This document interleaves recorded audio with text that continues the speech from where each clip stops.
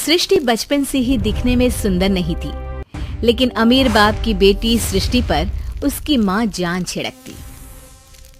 मेरी बेटी कितनी प्यारी है, भगवान सबको सृष्टि जैसी बेटी दे। सृष्टि धीरे धीरे बड़ी होती है।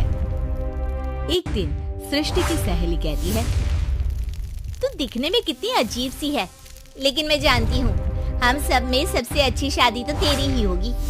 तेरे पापा अमीर जो है, और बता नहीं सकते यार, दहेज तो हर कोई देता है, ये क्या ज्यादा ले जाएगी अपने पति के लिए? अरे बड़े शहर में कोठी है इसके पापा की। अरे पापा की है ना, कौन सी इसकी है? इसकी होती तब तो कोई भी लड़का इससे शादी कर लेता। अरे पापा की मतलब पापा की है तो मेरी ही है ना? किसने कहा? अब तेरी तो तब होगी ना जब तेरा भाई ना हो। वैसे भी शादी के बाद सारी प्रॉपर्टी भाई के नाम होती है। सृष्टि समझ जाती है कि उसे किसी भी हालत में माँ बाप की सारी प्रॉपर्टी को अपने नाम करना है, लेकिन कैसे? एक दिन सृष्टि का भाई शीनू कहता है, बहन क्या कर रही है? तुझसे एक बात करनी है। अरे हाँ करना, मैं तो तेरी बहन हूँ। बहन मेरी लाइफ में ना एक लड़की है, बहुत अच्छी है। मैं सोच रहा हूँ माँ और पापा से बात करूँ शादी के लिए। सृष्टि को समझ में आ जाता है कि भाई की शादी होते ही भाभी उसे एक दिन भी घर में बर्दाश्त नहीं करेगी। क्या बात है भाई, बताना कौन है वो? यार वो बहुत अच्छी लड़की है, पढ़ी लिखी है, मेरे साथ जॉब भी करती है। बस एक प्रॉब्लम है। प्रॉब्लम? क्या प्रॉब्लम है भाई? यार वो शादीशुदा है, लेकिन उसके पति ने उसे सिर्फ इसलिए छोड़ दिया क्योंकि उसके माँ बाप दहेज नहीं दे पाए।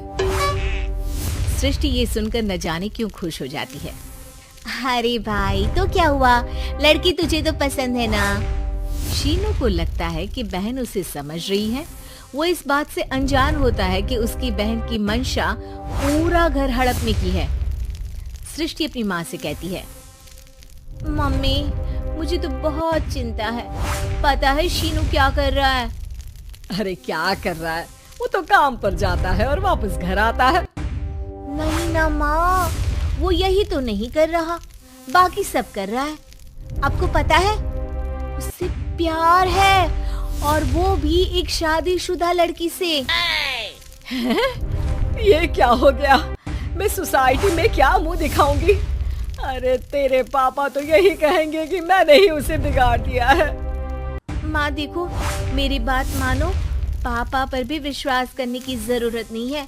अब आप ही बताओ, पापा इतनी देर घर के बाहर रहते हैं क्यों? बोलो। अरे बेटा वो तो नौकरी करते हैं ना।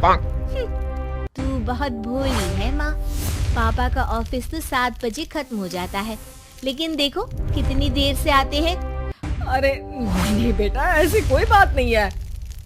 सृष्टि माँ को एक औरत से बात करते पिता की फोटो दिखाती है। देखो माँ कैसे हैं पापा, मैं ना कहती थी कि पापा सही नहीं है। मैं तेरे पापा से बात करूंगी, दे फोटो मुझे। ओ माँ, वो तो डिलीट हो गई। लेकिन चल, तूने तो देख लिया ना, पापा से बाद में बात कर लेना, और हाँ मेरा नाम बिल्कुल मत लेना। हाँ माँ। अब क्या था, सृष्टि के माँ और पिता के बीच झगड़ा होना शुरू हो जाता है। सृष्टि के मन में क्या चल रहा था कोई नहीं जानता था। एक दिन माँ, सृष्टि के लिए एक लड़का देखा है, वो लोग शाम को उसे देखने आने वाले हैं। और हाँ माँ, एक खुशखबरी, मैं और पापा मिलकर एक नया बिजनेस ट्राई कर रहे हैं। शाम को लड़का आता है, सांवले रंग का। सृष्टि को तो बिल्कुल भी पसंद नहीं आता। लड़की की माँ कहती है, लड़की का चेहरा तो कोई खास नहीं, लेकिन अगर मेरे बेटे को आप लोग सेटल कर दें तो मैं उसकी शादी आपकी बेटी से करवा दूं। सृष्टि को लड़का बिल्कुल पसंद नहीं था। उसे भाई पर गुस्सा आ जाता है। लड़के वालों के जाने के बाद कहती है, माँ देखा शीनू मेरे लिए कैसा लड़का लेकर आया, न दिखाने लायक न सुनने लायक, सेटल भी नहीं, वो भी हम करे। अरे माँ मैं जानती हूँ ये मेरी शादी किसी भी घर में क्यों करवाना चाहता है? अरे कैसी बात कर रही है बहन, तूने तो देखा ना, लड़के को मैंने ही मना कर दिया तुझसे शादी के लिए। जिसने लड़का बताया था उसने उसकी बहुत तारीफ की थी। बात आई गई हो जाती है, लेकिन सृष्टि का मन शांत नहीं होता। क्या करूं, कुछ समझ में नहीं आ रहा। मेरी शादी हो गई तो ये लोग पूरी प्रॉपर्टी शीनू के नाम कर देंगे। मेरे हाथ तो कुछ लगेगा ही नहीं। तभी सृष्टि को आइडिया आता है। वो किसी वकील को फोन करती है।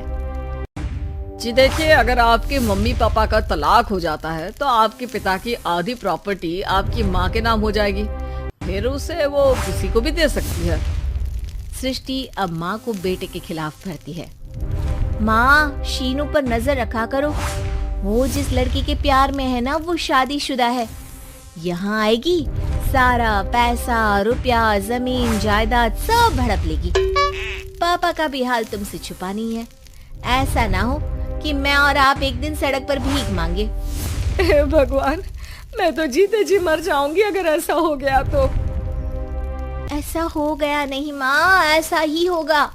अभी समय है, आगे का सोच लो। मैं तो कहती हूँ पापा से आधी प्रॉपर्टी लेकर अलग हो जाओ। पापा की आधी प्रॉपर्टी भी हम लोगों को अगर मिल जाती है ना, तो अगले 7 जन्म सफल समझो।